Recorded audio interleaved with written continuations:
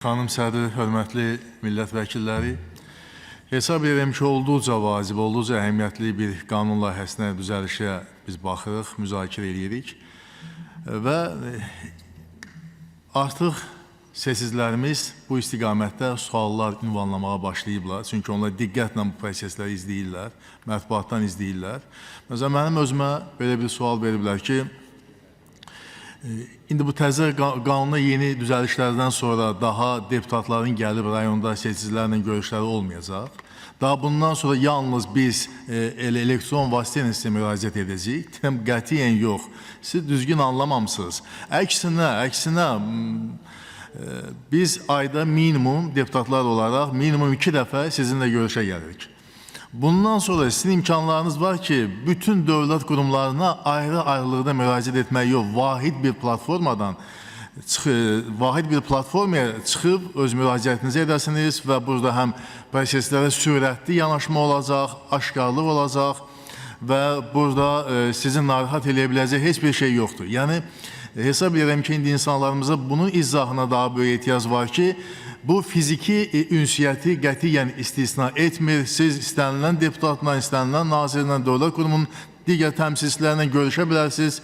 Onlar sizinlə görüşür, fikirlərinizi, problemlərinizi qaldıra bilərsiniz. Sadəcə bu bir dövlət siyasətdir, həm də bir ictimai sifarişdir ki, yol bu yoldur. Yəni, yol rəqəmsallaşma yoludur. Və biz də o yolla gedirik və mən onu da anlayıram. İstənilən yeni ideya bəzən əleyhtarları da olur, kimlər onu qəbul etmək istəmir də. Mən elə keçən dəfə komitə iclasında da dedim, bir Cəllabadda, bir kənddə seçicilərlə görüşə gedərkən, bir neçə il bundan öncə, bir 7-8 il bundan öncə gördüm ki, bankomatın yanında xeyli adam yığışıb.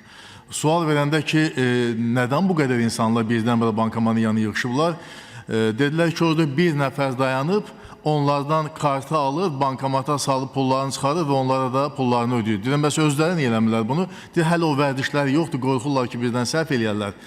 Amma indi ümumiyyətlə belə bir problem yoxdur. Hətta indi gülməli çıxar ki, kimsə başqasının maaşını alsın, ona təqdim eləsin.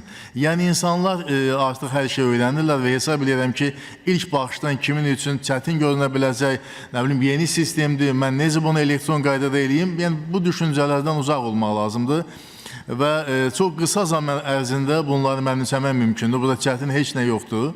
Və əsas niyyət nədir? Niyyət ondan ibarətdir ki, vətəndaş məmnunluğu təmin edilsin. Vətəndaşın problemləri öz ünvanına sürətlə çatsın, ona sürətlə reaksiya verilsin və həm də bunun monitoringi, onun izlənilməsi baş versin və nəticədə insan, vətəndaşımız, seçicimiz görsün ki, bu qanuna, vətəndaşlara müraciət haqqında qanuna düzəliş edildikdən sonra işlər daha yaxşı gedir və onların problemi daha sürətlə öz həlini tapır.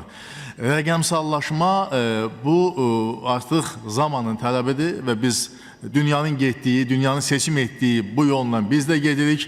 Niyyətimiz bu istiqamətdə daha ciddi adımlar atmaqdır və dövlət başçısının siyasətin fəlsəfəsi bundan ibarətdir. Və biz müasir dövlət olaraq, modern dövlət olaraq bu istiqamətdə addımlarımızı atırıq və inanırıq ki, vətəndaşların müraciəti haqqında Azərbaycan Respublikasının qanuna edilən müvafiq dəyişikliklər nəticə etibarilə vətəndaş məmnunluğunun daha da təkmilləşdirilməsi mənafeyinə xidmət edəcək. Təşəkkür edirəm.